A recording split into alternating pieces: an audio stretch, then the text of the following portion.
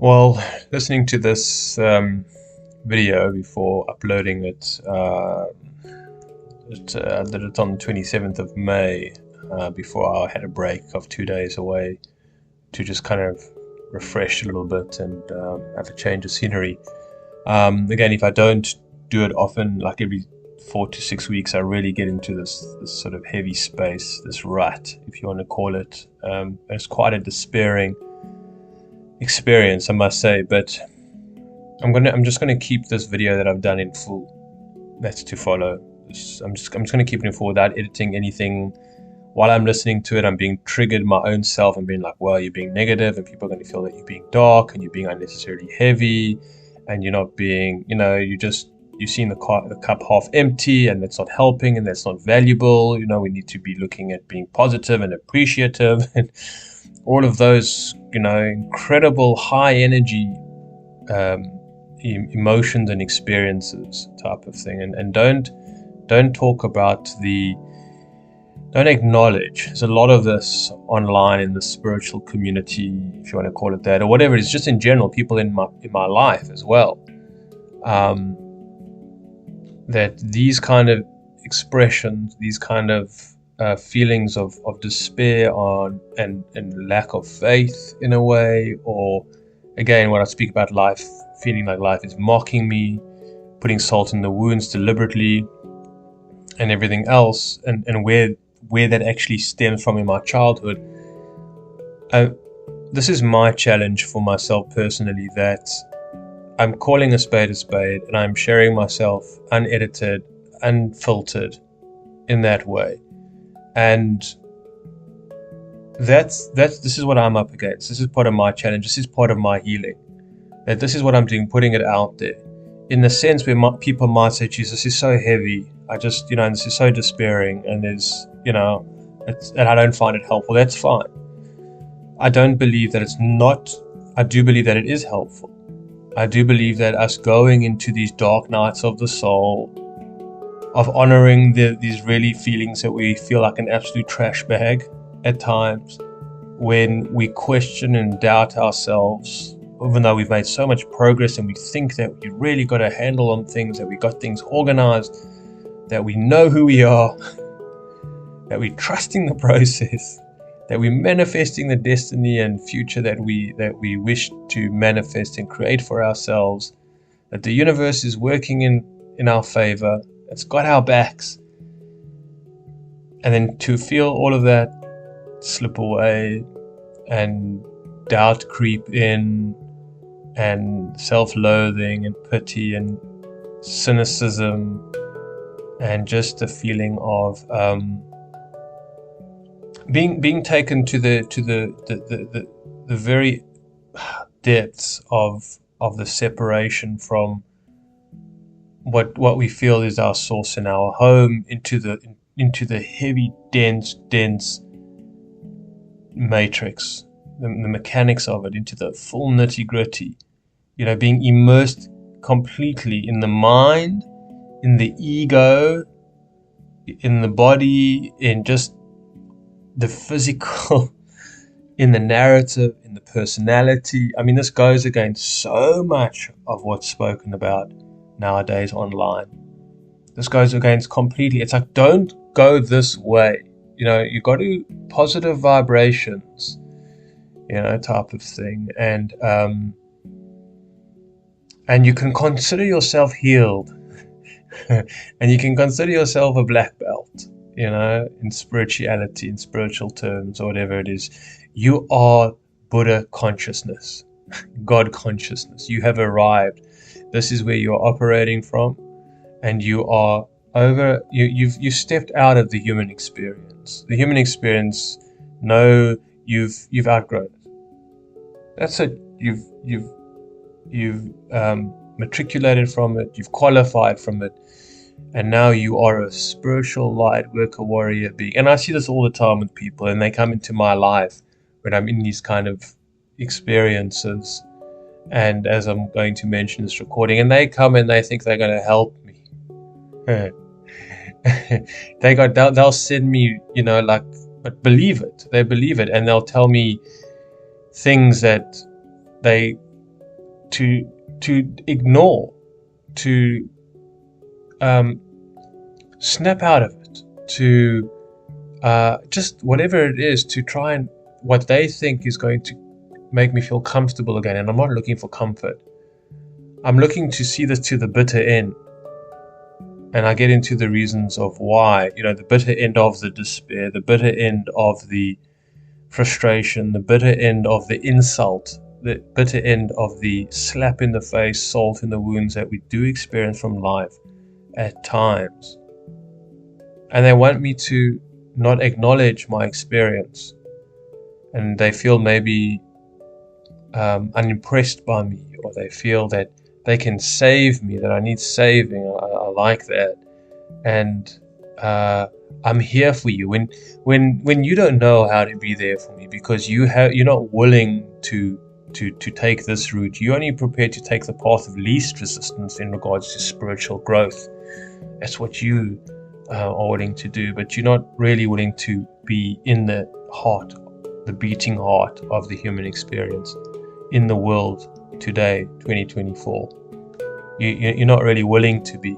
You're using all spiritual things to escape, and that's what you want me to escape. And you want to feel good about yourself because you're such a highly advanced spiritual light worker, God, Buddha consciousness being, that you can help me like I need your help. Of course I need human beings' help. I need you to listen to me. I need you to feel me. I need you to see me. But I don't need you to distract me from my experience. And I don't need the people that are listening to this they can misunderstand it. They can just see it as however they wish to see it. And that's not on me.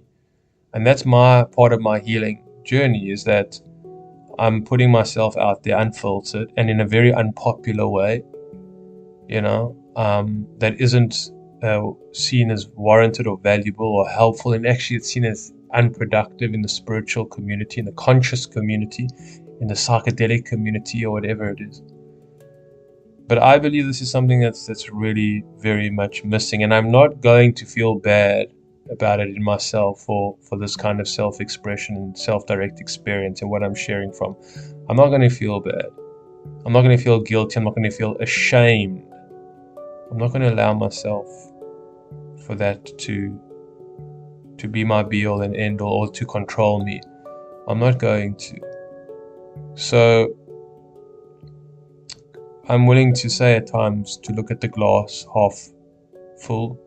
I'm willing to feel the abandonment of source, of divinity, of God. I'm willing to embrace the confusion, the uncertainty, the imperfection that I am,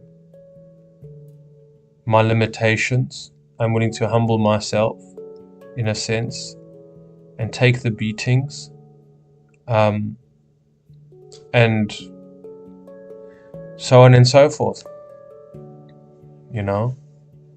and that's that for now. So yeah, I'll end off on that, and here we go with the rest of the talk.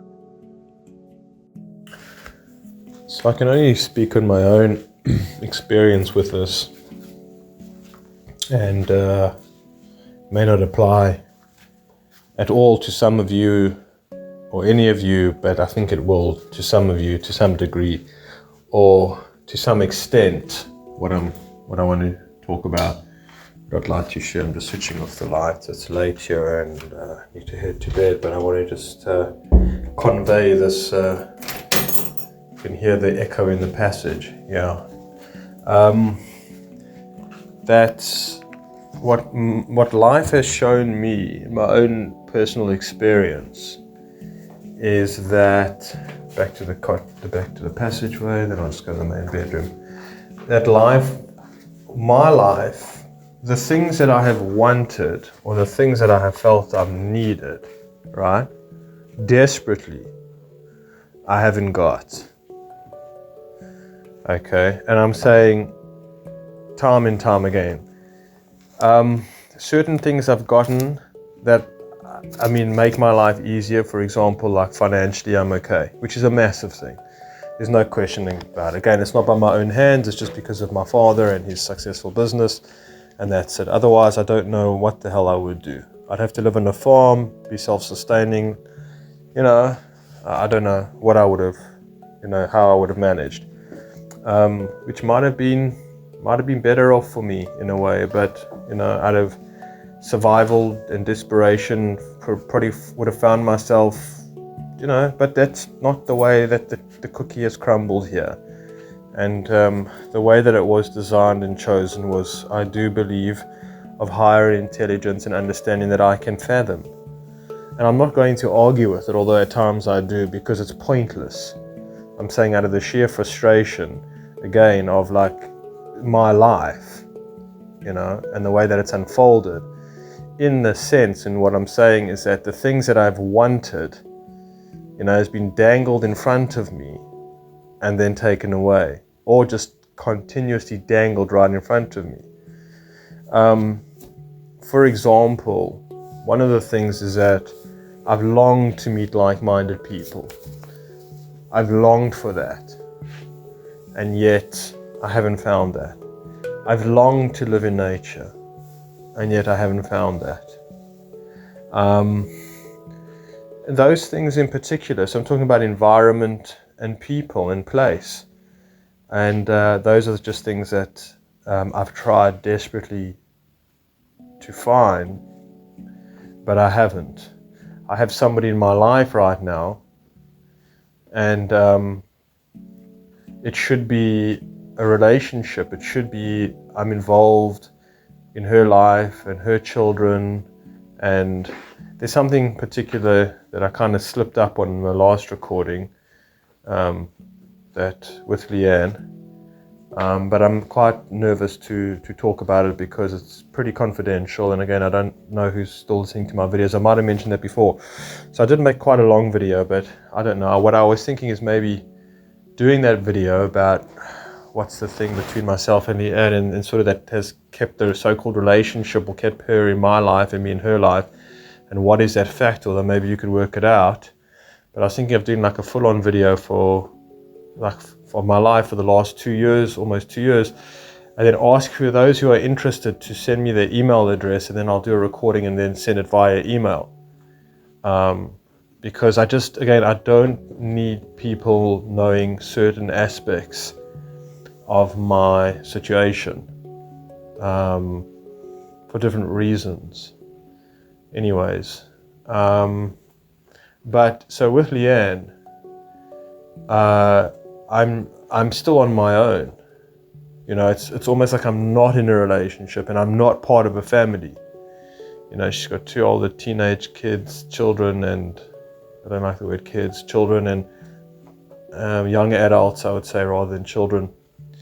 And again, I'm on my own most of the time, and the things that I haven't wanted. Look, obviously, I wouldn't, God forbid, want to lose my eyesight, but I don't want to live in the city. I don't want to live in the city, And it's just day in and day out. For example, like, tonight I was so desperately on my own that I went to this bar down the road, and I barely get out of my car. I just see the drunken people, and I'm just hoping that maybe I'll see somebody like sort of sitting on the side and just by themselves. And I hope to do that when I'm on the beach as well. And occasionally it happens, but the person's such a numbnuts, and I speak to them because and they like the conversation. And the last guy I spoke to, he said, why don't I come and meet him at church one day? He's a young guy, he's mid-20s, and he said, yeah, I know that, it's a good church. And I said, yeah, no, sure. I don't know. I have no reason to. I didn't feel any connection. But what I'm saying is that I do talk to people, and I'm able to meet people quite easily. But again, I don't find anything. I'd rather be on my own. I can't entertain them at all. So again, I don't know, maybe it was a part of me that wanted a successful YouTube channel. Again, it's not so much the views. Again, I'm not trying to run adverts or be popular, but I feel that what I need to share and the way that I share it and what I bring to the table is quite unique and, quite special. And I realize I'm not the only channel. I mean, there are other channels out there that as well do unbelievable work and whatever it is. And they're also quite small. They deserve a bigger audience. And again, I'm not talking about quantity, I'm talking about more quality. But the fact that, again, I'm just sort of more reassured because I have my own sort of negative self-critic and low self-esteem and everything else, to be able to say, okay, you know what, I'm getting a constant 1,000 views, on my channel, and these are people that are like-minded, and to feel like part of a tribe, part of a family, part of a community, part of a fellowship, or something like that. Again, that which I've longed for, but again, that hasn't been the case. So what I'm saying is that day in and day out, it's almost like a slap in the face and salt in the wounds, the way that my life and all the effort that I put in, especially with Leanne. I mean, it's a big one. It's a big one. And I've emotionally invested, physically invested, energetically, financially invested in the last 3 years. And by all right and by all means, I should be able to go for a walk on the beach with her, but I don't. She's come through a lot of trauma in her past, and she's a very challenging, difficult person, and I've come into her life for whatever reasons be. And it's a long story. I can't get into too much of the detail. But there's a reason why we are still in each other's lives, like I said, which I can't really get into. But otherwise, I would have been long gone. I don't know where I would have gone, but I would have been long gone. I would need to owe it to myself. I couldn't continue in this fashion, in this form, in this way, and having to tolerate just, again, the fact that we should be spending more time together, but she's just too complicated. It's hard to get into, but I know this is actually quite a major part of my talk, and even my current experience today, of just, ins and the outs of our relationship, if you want to call it that, and just, I'm consumed by it in such a huge way. It's such a slap in the face, it's such salt in the wound. It's really, it's such a, do you feel that like life mocks you in a way? There is an element to feeling very mocked. Again, for me, I moved to the country, I gave up everything, I wasn't coming back, and in a year and a half later, after being broke and strung out and everything else, I found myself renting a house 3 blocks away from the house that I grew up in. I mean, if that wasn't insult to injury then, I mean, this is a story, but this is real. I'm saying this is, it's like, again, I sit and talk to God, but he just laughs at my plans. That song by Robbie Williams, I sit and talk to God, and he just laughs at my head speaks a language I don't understand. That's the idea that we plan and God laughs. And it's kind of this ha, ha, ha, like that kid from, what's it called, South Park. There's ha, ha. Is it South Park? Yeah, I think so. Or no, The Simpsons. That big fat kid is like, ha, ha, That kind of mockery, that sort of, slap in the face, type of thing. And, a lot of life, now this is just a side note, so I think a lot of life is a slap in the face for most people, because again, they think that riches will make them happy, that fame and fortune will make them happy. If they get the perfect body, they'll make you happy. It's like, yeah, it's a slap in the face, buddy. It's not going to suffice. You think you're just going to wing life and go by the sort of what your parents' wishes on your cultures are, and make your decisions and your choices through all of that, and you think it's going to be, and then you're going to get the reward. I'm sorry, like you think you're just going to go to church and worship and sing songs of praise and do whatever it is that you do, whichever religion you're from, and just, bing bada boom, you're in the good graces of God. And again, the very story of Christ is that, here's the Son of God. You think you get special treatment, dude. You think you'll get, the red carpet rolled out. Again, I use it more of a metaphor and an allegory. Very powerful story, But here's the Son of God, and it'd be like, okay, so let's see what's going on here. Let's just take like just a frame out of this life, and see how it ended. And that's the story of our own lives. It's like, okay, see what happens.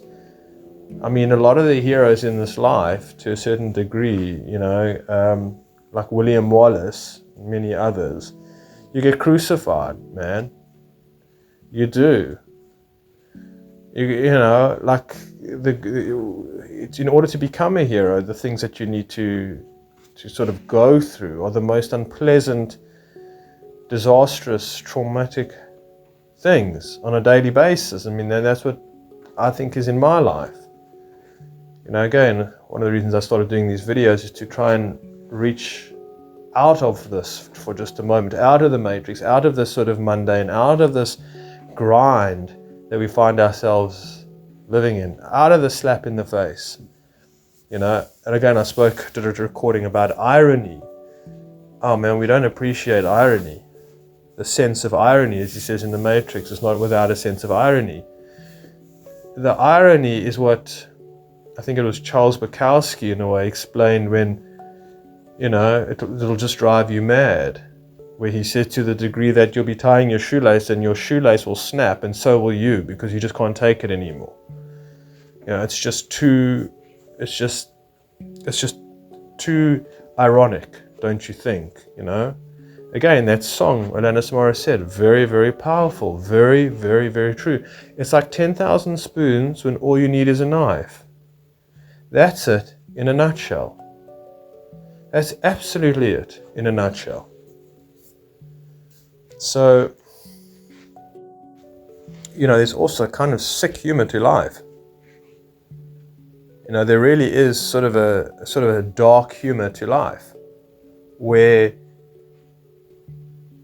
sort of in a way that we feel, there's a trick, like there's a massive trick going on. There's a massive trick where evil is masqueraded as good and good is cast out as evil. It's a big trick.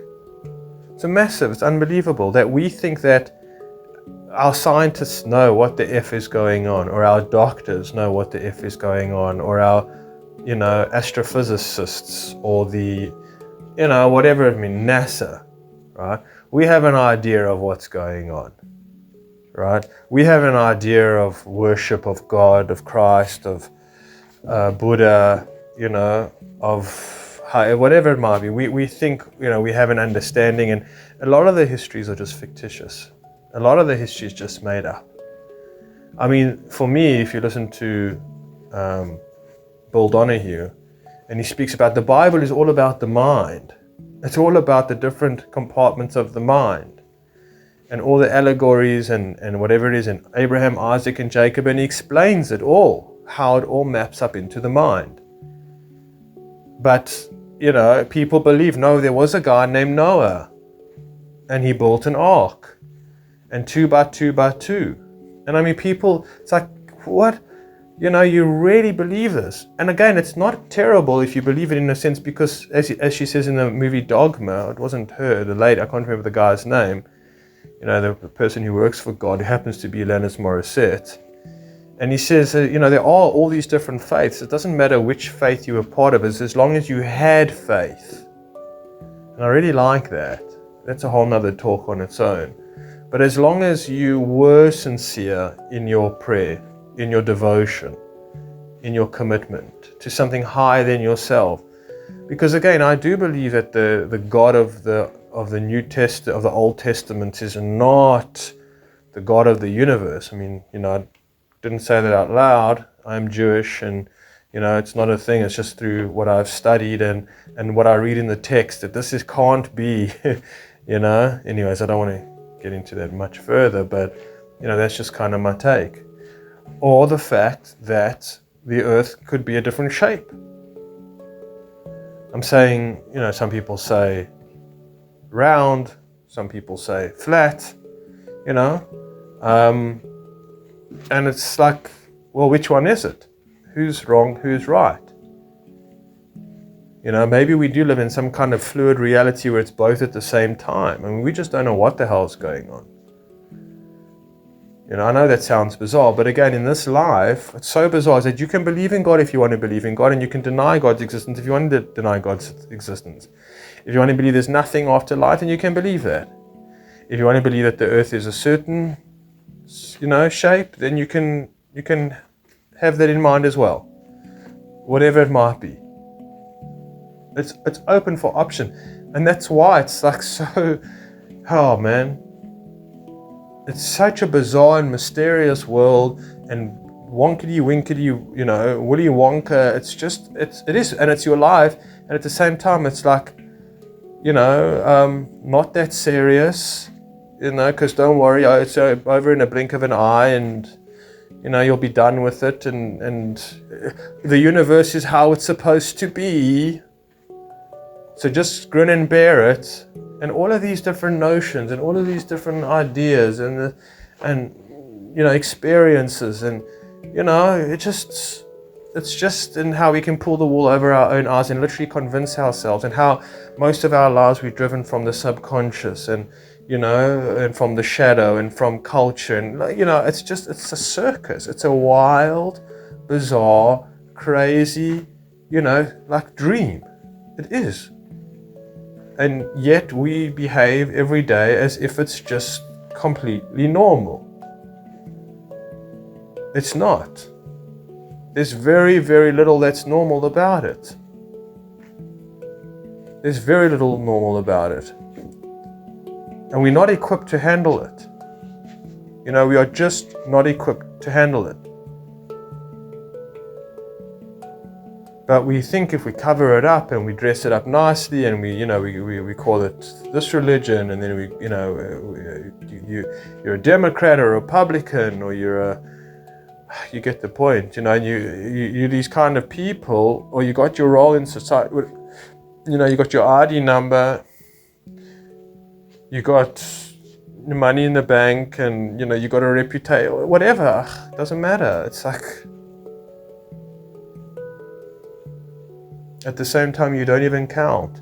But at the same time, you see, it's so like opposites. Like, you don't really, honestly, what does 7-8 billion people look like? And go through out of the whole of history and how many people have existed. Do you know, like, you're a speck of grain, of sand on the beach? Like one little grain. Not even on the beach, let's say a sand pit. Okay, because we can't even imagine the whole beach. Let's just say a sand pit. And like I'm saying, quite a large sandpit, a kid's playing sandpit, child's playing sandpit. You got all these sand, and you're just one speck. Maybe this is one experience, this world that we're living, this life we're living, one experience amongst hundreds and millions of different kind of planets or dimensions, and who knows how and what and where and why and what the frank is going on. We don't know. But the scientists will tell you, well, there could be, alien life somewhere in the universe. It could possibly be. Although we've kind of mapped the stars, and we know the distance between the Earth and the Sun, and, out came the sun and dried up all the rain, and Incy Wincy Spider went climbing up again. We know, like, the ins and the outs. To a degree. Well, that's what we profess, and that's what we spend billions and billions of taxpayers' money in order to secure these beliefs. But we don't know. We don't know. We have no idea. We are so involved in space and time, and the third dimension, and 5 sense reality, monkey mind. For heaven's sakes, we got no idea. We can't even prove where we came from as a species. You can't disprove evolution, and you can't really prove it at the same time. I don't believe really in evolution. I think anything is possible. I'm saying I'm not talking about the Big Bang type of situation. That's ridiculous, But again, we have no idea. We have. What did he say? I think that we barely have even touched the surface with all the aquatic life in the ocean. We barely know it. Like, there's so many species. I think there's more species that we don't know in the ocean than there is on planet Earth. Like I'm saying, not planet Earth, on the ground, on land. We just don't know. I mean, you see these fish and they're the most bizarre looking creatures. Yeah, that can't be of this planet. They are just so bizarre.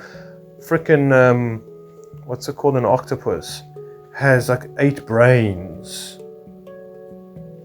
8 brains. Or something like that. Even 2 or 3 brains.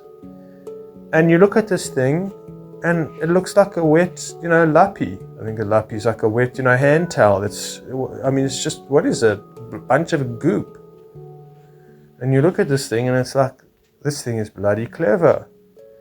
And the fact that it can camouflage itself within seconds, it's, hey, what the hell's going on here?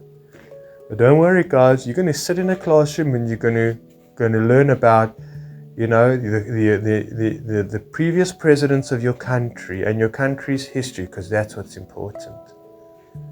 And you're going to have to learn a language like Afrikaans here in South Africa, or Zulu, which you're never going to speak and not have much to do with. Just ridiculous stuff. And you're going to go and do the same prayer at the synagogue, at the shul, at the temple, at the mosque, every single day.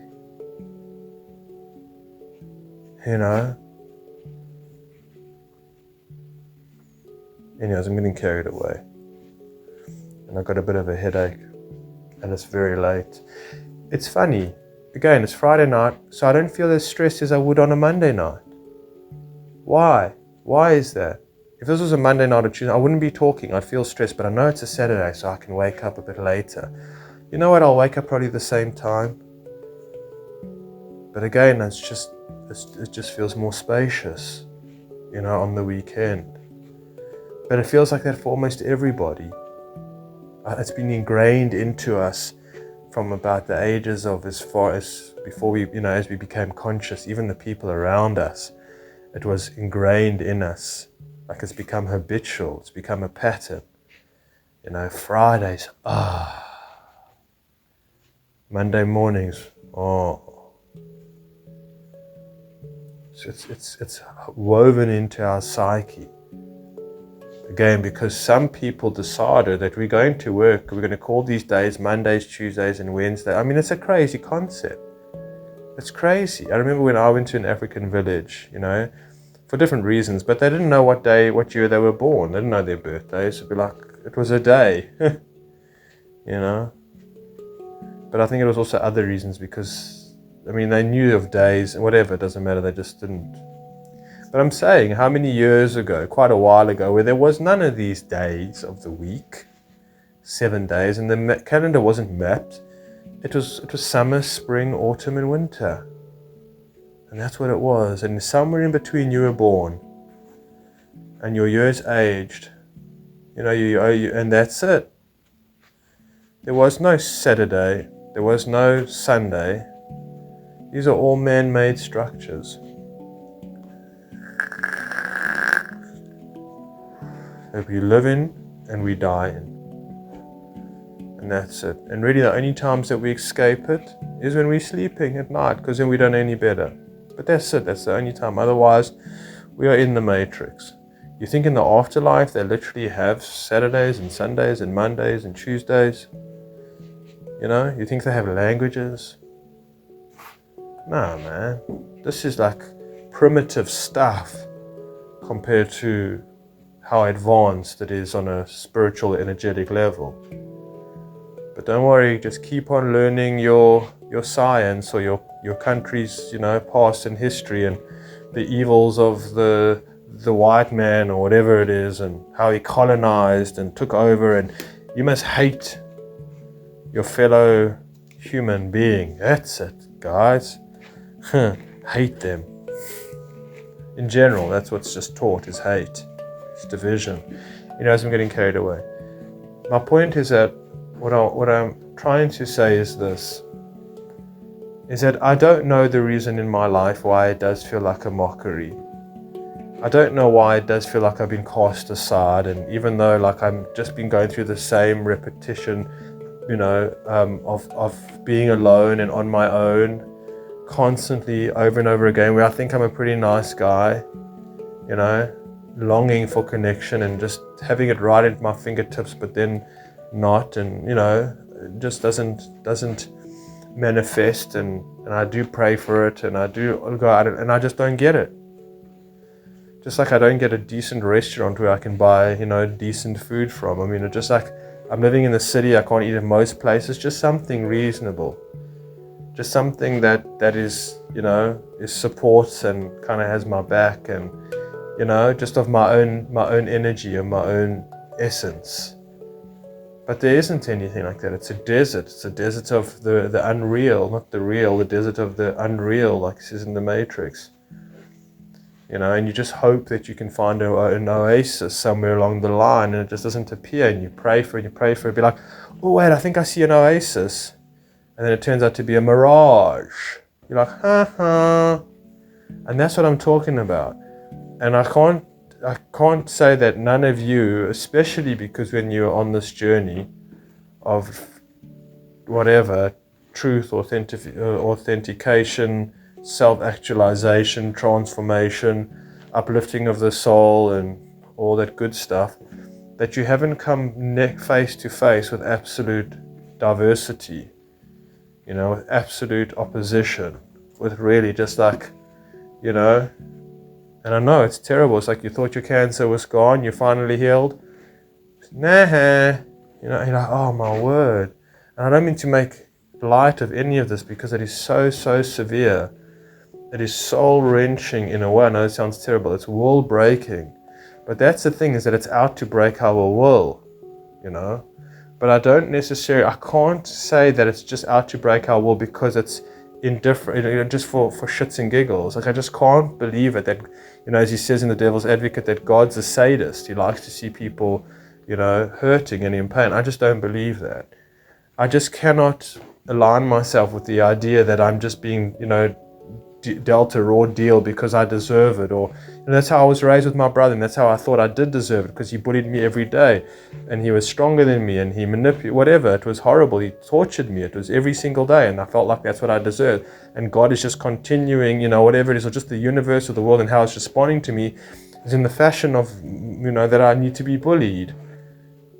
Somebody who is sexually abused, a woman who is sexually abused, believes that that her whole existence is to please men, and so she gets into very promiscuous, very dangerous relationships, or she goes into the porn industry or whatever it might be, because that's what she feels her worth is. That's what she does.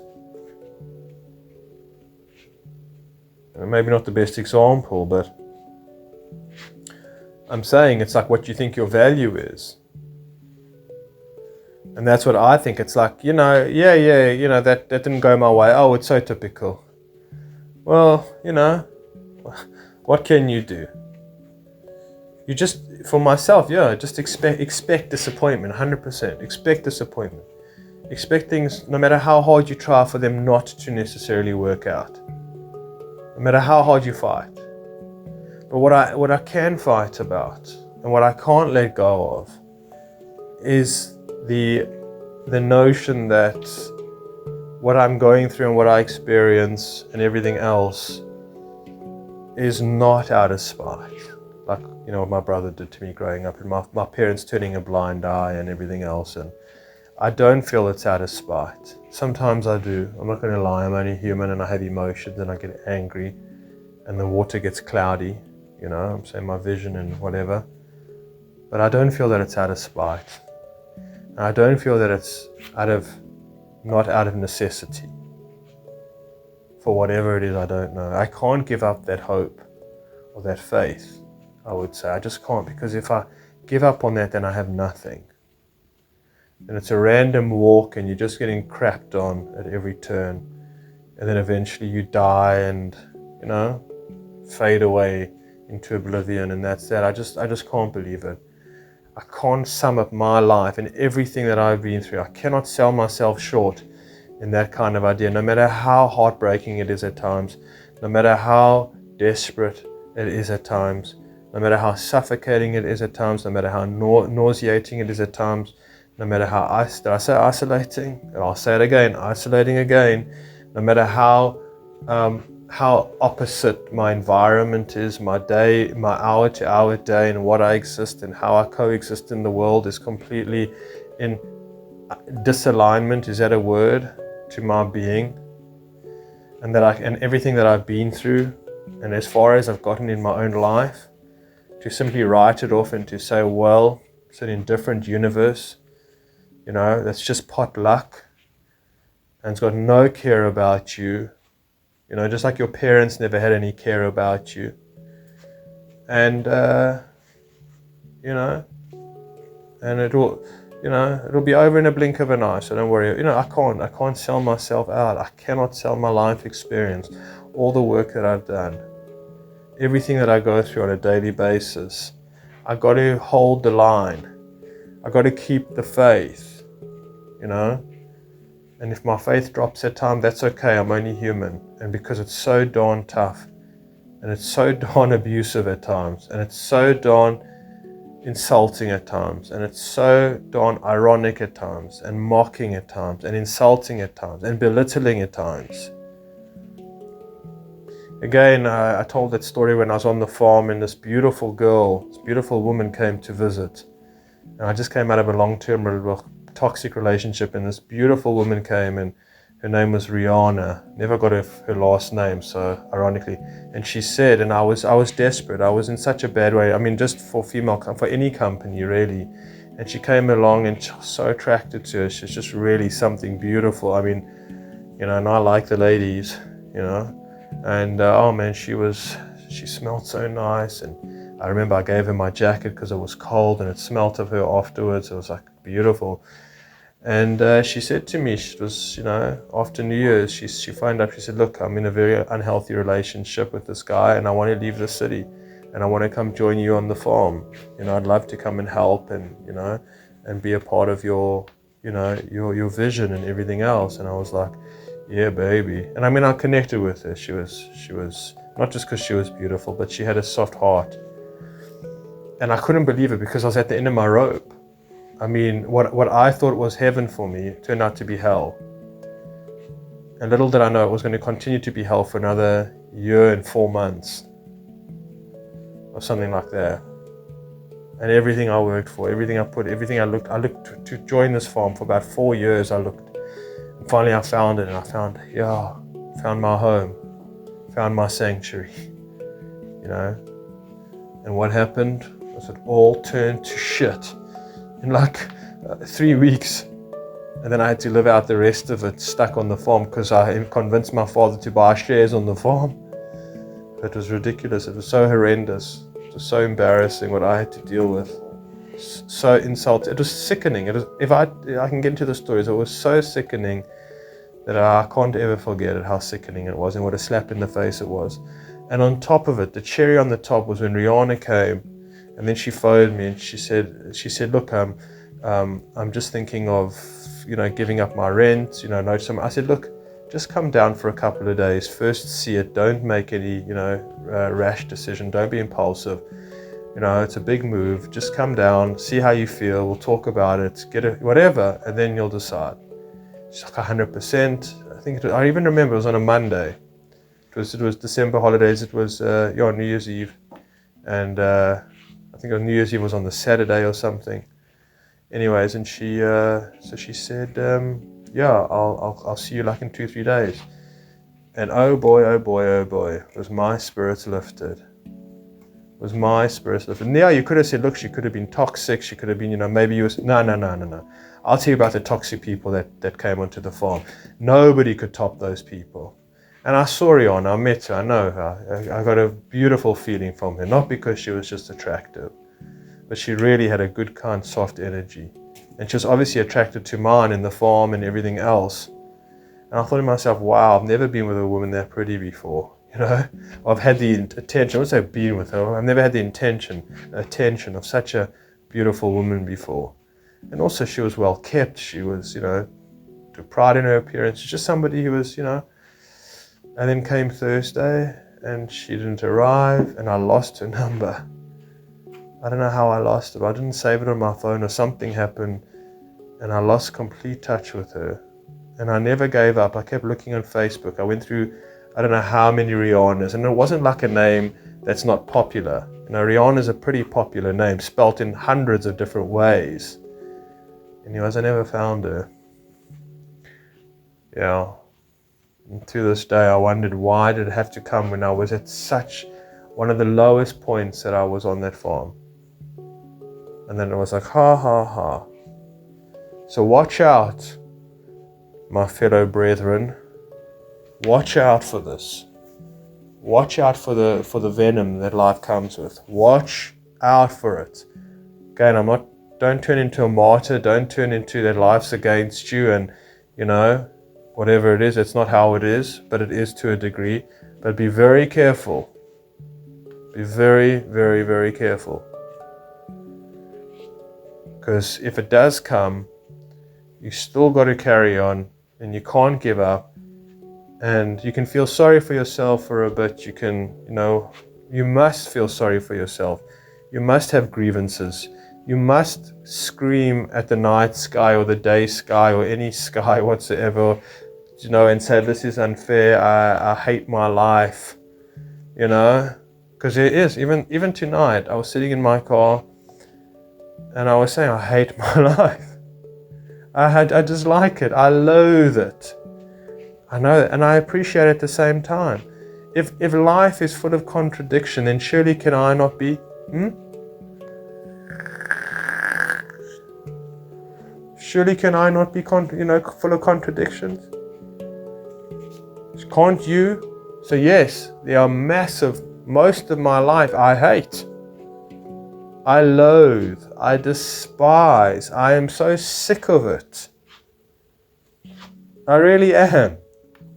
All the stuff that I'm telling you now, I'm just being honest with you. I'm just being honest. I'm being honest with God. I'm being honest with myself.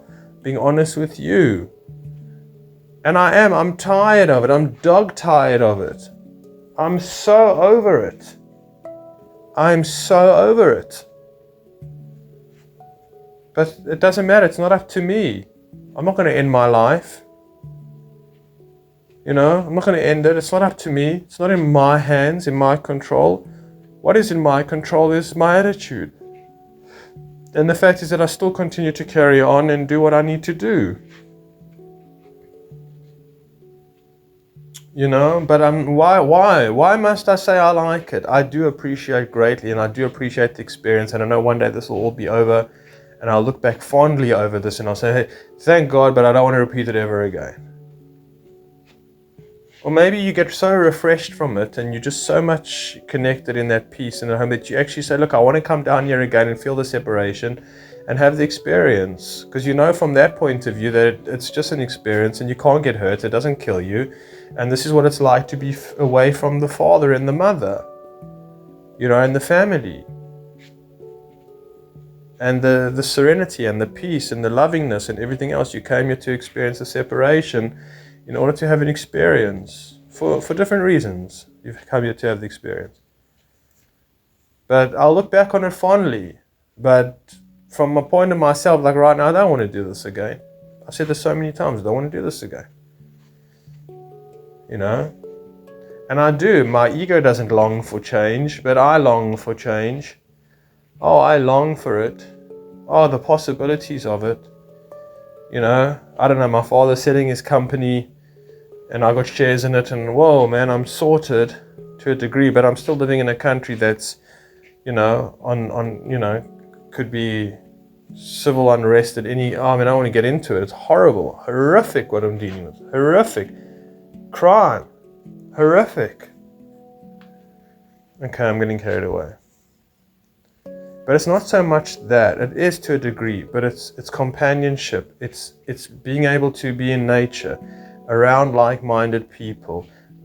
Just not part of this world. What can I say? Just not part of the current narrative of this world. Okay, I'm getting carried away here.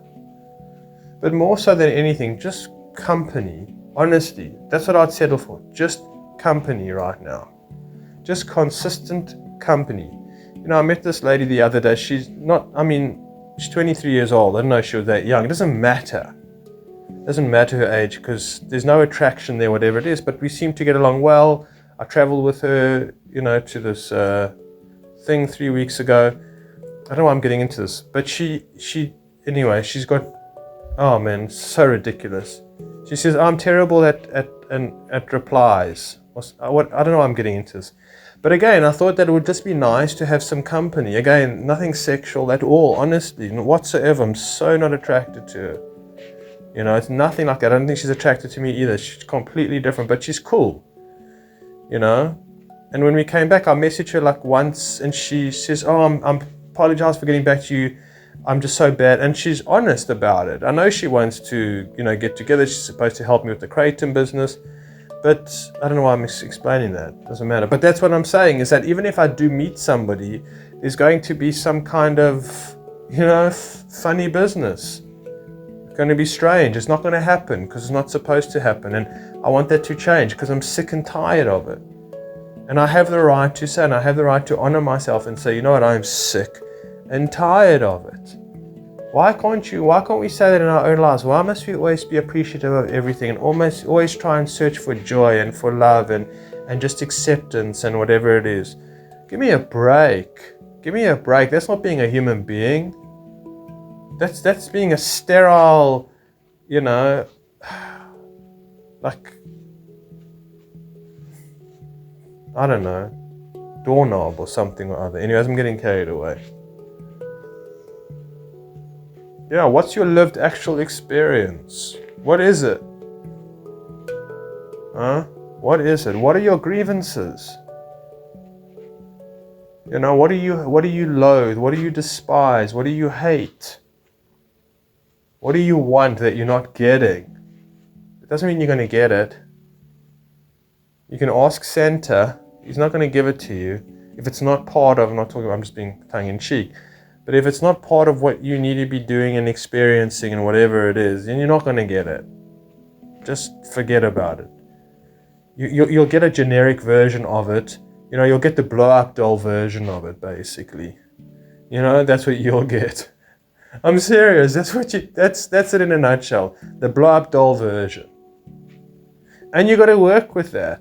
And you got to make it as if, it's everything you've ever wanted. Everything you've ever asked for. Not to that degree, but you know what I'm saying, because that's what you're going to get. The blow-up version, blow-up doll version. Just think about that. Horrendous. But again, that's not to say that you're useless. That's not to say that you deserve it because you're pathetic. I mean, it's going to, you're going to feel that way, and you can feel again, but that's not the truth. That's not the truth. And the truth is that it's not just a backhand from God who's sitting and laughing, watching you jump, as he says in Devil's Advocate. It's not the truth. It's not. And yes, you deserve more because of who you are, but maybe what we are deserving of is more soul growth and opposition than we can even comprehend, because of how strong and how powerful we are and how much potential lies within that. And if the stakes aren't so high, and if it's not so absolutely grueling, and if you're not being nailed to the cross, then you're not going to know how much you can commit to, how much sacrifice, how much you can just dedicate yourself to yourself, for the higher, greater good, and for your purpose being here. You won't know your potential. You won't know if if the stakes aren't as high, if it's not as mocking. That's the irony of it all. That's the whole way it's set up to a degree. And again, I can't fight it. This is what it is. I hope I'm making sense. All right, it's very late now. Thank you for listening, and talk soon. Take care.